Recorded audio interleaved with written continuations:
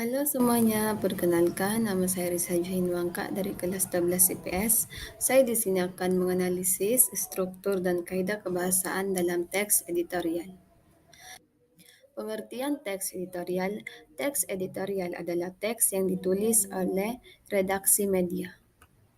Teks ini merupakan pandangan dan sikap resmi suatu media terhadap peristiwa yang aktual, fenomenal, dan kontroversial.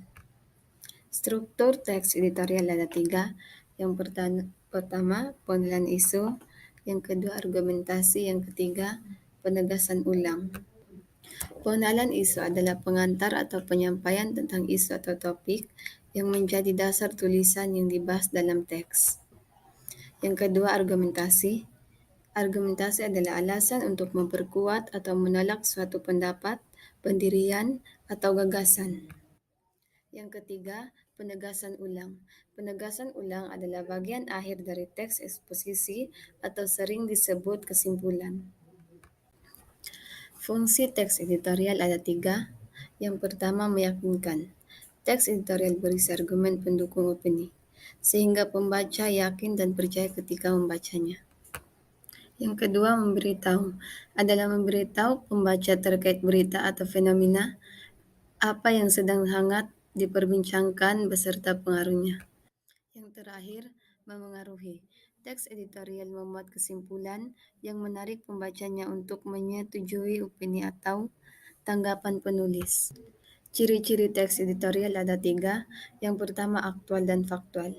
Teks harus mengangkat informasi yang tengah hangat diperbincangkan di masyarakat. Yang kedua, sistematis dan logis. Penyusunan teks editorial harus tersistematis yang berarti harus memenuhi struktur dan kaidah kebahasaannya. Yang terakhir, argumentatif. Artinya, teks ini mengutamakan argumen-argumen yang ada dalam sudut pandang redaksi.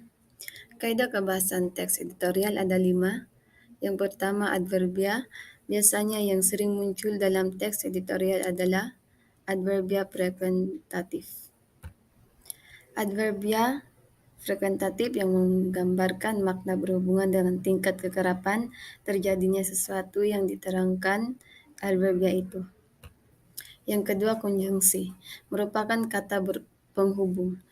Biasanya banyak ditemukan konjungsi antar kalimat seperti bahkan, malahan, dan sesungguhnya. Yang ketiga yaitu verba material, merupakan kata kerja yang menunjukkan perbuatan fisik atau peristiwa.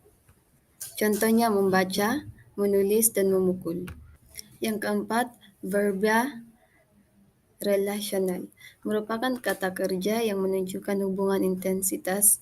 Pengertian A adalah B, dan milik mengandung pengertian A mempunyai B. Yang terakhir adalah verba mental, merupakan kata kerja yang menerapkan persepsi, melihat, merasa, afeksi, suka, khawatir, dan kognisi, berpikir, mengerti.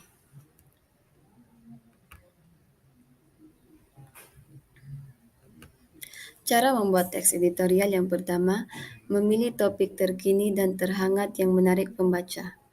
Yang kedua, mengumpulkan data untuk mendukung pendapat. Yang ketiga, menyesuaikan topik dengan pembaca. Yang terakhir, menyunting teks editorial. Dan sekian dari saya, terima kasih.